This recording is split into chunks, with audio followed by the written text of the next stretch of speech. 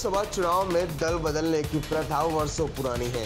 जी हाँ दोस्तों, इसी पर अहमदाबाद में आज उत्तर भारतीय लोगों ने अल्पेश ठाकुर का खुले शब्दों में विरोध किया।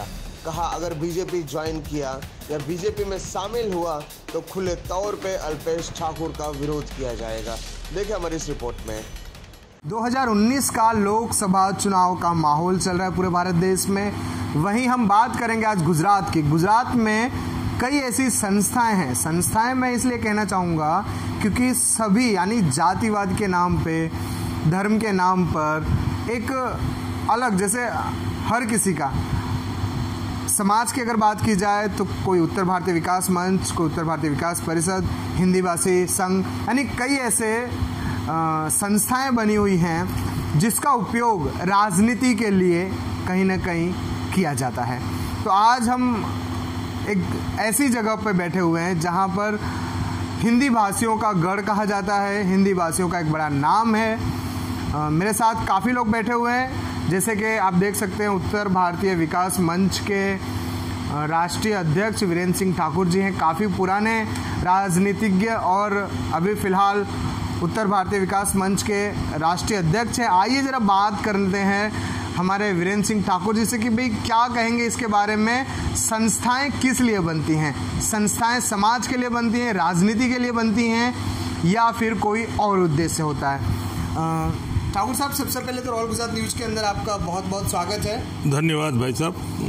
ये जो फिलहाल जो अभी राजनीतिक जो पूरा माहौल चल रहा है देश के अंदर, तो क्या कहेंगे इसके बारे में आप? जैसा कि मैं अपना परिचय देना चाहूँगा कि मैं वीरेंद्र सिंह ठाकुर उत्तर भारतीय विकास मंच का राष्ट्रीय अध्यक्ष हूँ और भारतीय जनता पार्टी का पूर्व भाषाभाषी सेल का अहमदाबाद शहर का अध्यक्ष रह चुका हूँ 6 साल तक। उसके बाद समाज के विभिन्न कामों में, सेवा की कार्यों में हमेशा नियंत्रित रहता हूँ। और जैसा आपने प्रश्न उठाया कि समाज का राजनीतिक में क्या योगदान रहता है, तो जो समाज चलते हैं, समाज में राजनीतिक की गतिविधियों का कोई स्थान नहीं होता है, लेकिन समाज चलाने वाले लोग राजनीतिक गतिविधि से जुड़े होते हैं, इसलिए उसको राजनीतिक गतिविधियों के साथ उसका महत्व होता है।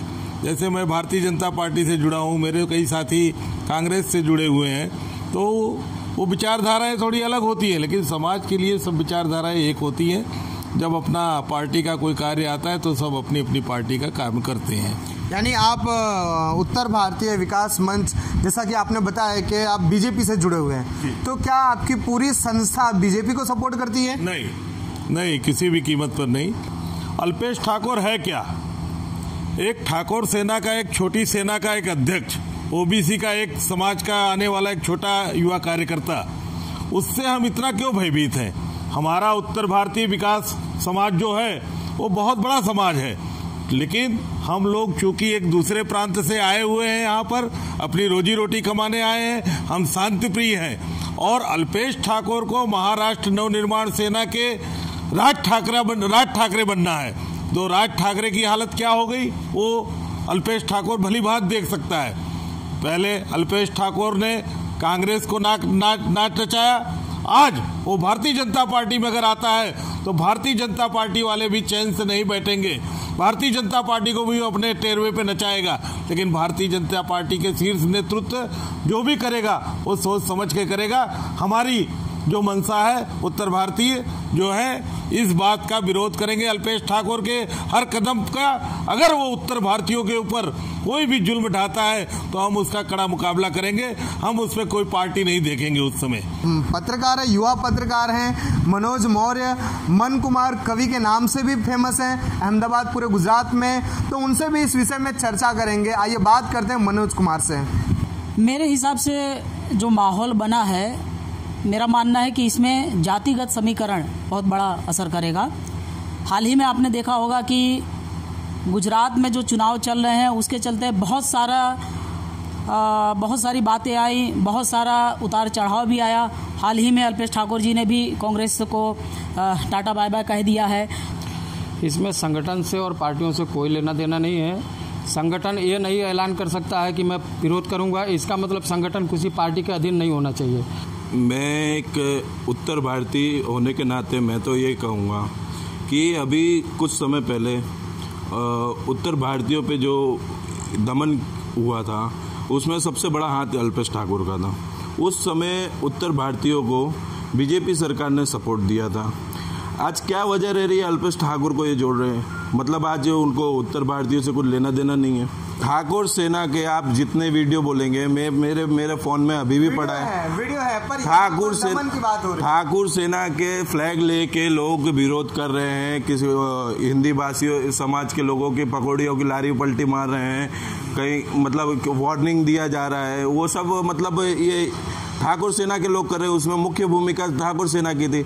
अब जो ऊपर से ऑर्डर आएगा तो वो वही करेंगे, हाईकमांड से जो ऑर्डर होगा तो हाईकमांड कौन? अल्पेश ठाकुर। विरोध करेंगे, इसमें विरोध करेंगे, हम श्योर करेंगे, बीजेपी से मतलब पूरा विरोध करेंगे कि अल्पेश ठाकुर को मतलब जोड़ेंगे तो उत्तर भारतीय लोग साथ नहीं देंगे बीजेपी का। देखिए, जिस तरह अल्पेश ठाकुर का जो मॉडल रहा है कांग्रेस के अंदर, कांग्रेस पार्टी के अंदर जिस तरह उनका रहा है, आज कांग्रेस छोड़े बीजेपी में आ रहे हैं, तो सबसे बड़ी बात है कि समाज के अंदर जितने भी समाज सेवी है उनको सबसे पहले तो एक चीज़ रखनी चाहिए कि पॉलिटिकल जाने से पहले समाज का ध्यान रखना चाहिए। जैसे दल बदलने से कुछ होता नहीं है, आप या समाज का काम करिए या दल बदलिए। इससे क्या समाज में एक मैसेज बहुत ख़राब जाता है, जिससे कि समाज में एक दूसरे को मनमुटाव होता है। हम चाहते हैं कि जो भी उत्तर भारतीय लोग हैं, जिस तरह अभी अल्पेश ठाकुर जी का वो विरोध कर रहे हैं, उनकी बात सही भी है। कई जिस टाइम कांग्रेस के अंदर वो थे, जब उन्होंने काफ़ी उत्तर भारतीयों पे हुआ था, हमले हुए, जिस टाइम उनका नाम लिया जा रहा था, और जिस तरह बीजेपी उस टाइम सपोर्ट में खड़ी हुई थी उत्तर भारतीयों को, तो जिस तरह से अभी बीजेपी में फिर आ रहे हैं, तो मतलब समझ लो कि किस तरह की राजनीति वो समझ में नहीं आ रही है। इसके बारे में सोचना चाहिए, जरूर सभी को मिलकर इससे मंथन करना चाहिए। इस तरह की राजनीति, गंदी राजनीति नहीं होनी चाहिए।